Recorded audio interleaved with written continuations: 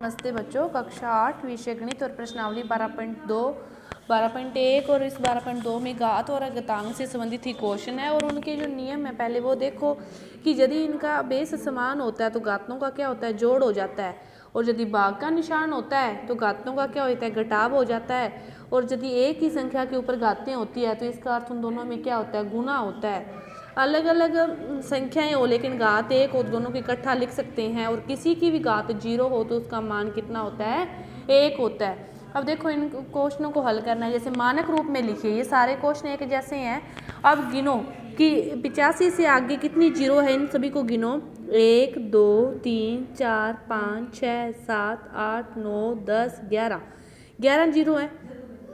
मानक रूप में लिखने के लिए आप क्या लिख सकते हो कि 85 से यहाँ तक पॉइंट लेके आओगे तो इसके गुना में 10 की घात -11। अब यदि पॉइंट को एक संख्या और इधर करोगे तो फिर कितना हो जाएगा, 12। और ये 10 की घात -12। अब जब पॉइंट में होना संख्या तो उसके जब गुना में 10 की घात लिखनी है, उससे आगे जितनी 0 है उसको माइनस में लिखनी है। अब जैसे इसको लिखना है तो इसके आगे कितनी 0 है, 1 2 3 4 5 6 7 8 9 10 11 12 13 14 0 है कम से कम। तो 602 की घात, इसमें 10 की घात किस में आएगी, प्लस में आएगी। और यदि यहाँ पे पॉइंट लगाएंगे तो फिर 10 की घात क्या हो जाएगी, एक और बढ़ जाएगी, कितनी हो जाएगी, 15 हो जाएगी। अब यदि एक पॉइंट इधर और लेके जाएंगे तो 10 की घात फिर कितनी हो जाएगी, 16 हो जाएगी। बस एक बात याद रखनी है कि यदि पॉइंट लगा हुआ है तो 10 की घात क्या लिखनी है, माइनस में लिखनी है। अब जैसे इसको गिनो कितनी है, 1 2 3 4 5 6 7 8, यहाँ तक 8 है ना। अब यदि पॉइंट को इसके इधर लेके जाएंगे तो 9, तो 8.37 और 10 की घात किस में आएगी, माइनस में आएगी। इनको लिखना है मानक रूप में। अब वही बात है, इसका उल्टा है। इसमें जब 10 की घात माइनस में है ना तो इसके पॉइंट के इधर कितने अंक लिखने हैं अपने को, 6 है ना, तो 6 तक लिखनी है। तो 3 के आगे तक जैसे है 3.02 और 10 की घात -6 है तो 0 2 को तो गिनना ही नहीं है, भी पॉइंट से इधर 6 अंक होने चाहिए। तो 3 को 1 1 2 3 4 5 और पॉइंट यहाँ लगा दो। माइनस में है तो पॉइंट इधर की तरफ लेके आना है। अब देखो 10 की घात 4 प्लस में है, 4.5 और गुणा 10 की घात 4 है ना। तो यानी कि पॉइंट के उधर कितनी संख्या होनी चाहिए, 4। 1 2 3 4 इतना।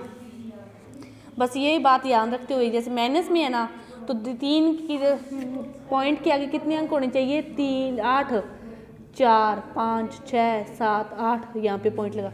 माइनस में है तो इधर जाना है और प्लस में है तो उधर जाना है। वही बात यहाँ पे ध्यान रखनी है कि पॉइंट दिया हुआ तो 10 की घात माइनस में आएगी और यदि नहीं दिया तो 10 की घात प्लस में आएगी। और बाकी गिनना ही है कि कितनी 0 है उतनी गिन के लिखनी है। अब इससे ही इसमें लिखना है कितनी 0 है, 1 2 3 4 5 6, ऊपर लेके जाएंगे तो 10 की घात किस में आएगी, माइनस में आएगी। पॉइंट दिया है तो 10 की घात किस में आएगी, माइनस में आएगी। इसको गिनोगे तो यहाँ पे 19 0 है तो 1.6 और 10 की घात 19। इसको गिनोगे पॉइंट दिया है 10 की घात किस में आएगी, माइनस में आएगी। तो 1 2 3 4 5 6, 0.5 गुणा 10 की घात -6। इन सभी को ऐसे ही करना है। चौथा क्वेश्चन है कि 5 किताबों का ढेर है, 20 mm मिटाई है। 5 है, एक की 20 है तो पांचों की कितनी होगी, 5 गुणा 20 यानी कि कितनी होगी, 100 mm। ऐसे कि 5 पुस्तकों का ढेर है, उनकी मिटाई कितनी है, 0.016 और 5 है तो कितनी होगी, 0.080 mm। अब इनका टोटल पूछा है उसने, इसको और इसका फिर क्या करेंगे, योग करेंगे। योग करोगे तो ये आ गया इतना। अब इसको एक रूप में लिखोगे तो किसी भी, तो देखो कि 1.00 मतलब पॉइंट को इधर की ओर लेके जा रहे हैं, 0.080 तो फिर 10 की घात कितनी आ जाएगी, 2 0 लिए ना, और तो 10 की घात कितनी आ गई, 2 आ गई। बस इन क्वेश्चनों को हल करते समय आपको एक ही बात ध्यान रखनी है कि यदि पॉइंट दे रखा है और फिर मानक रूप में लिखना है तो 10 की घात किस में आएगी, माइनस में आएगी। और यदि सीधा दिया है और फिर उसको मानक रूप में लिखना है तो सीधा बस जितनी संख्या तक आप पॉइंट लेके जा रहे हो उतना गिनो और लिखो। ऐसे ही इसमें माइनस दिया है तो उसके आगे उतनी 0 लगानी है, और यदि प्लस दिया है और उसके फिर इधर की साइड 0 लगानी है। प्लस दिया है तो 5 के आगे 0 लगाओगे। अब माइनस दिया है तो 3 के इधर की साइड 0 लगाओगे। आपकी प्रश्नावली 12वीं पूरी हुई। धन्यवाद।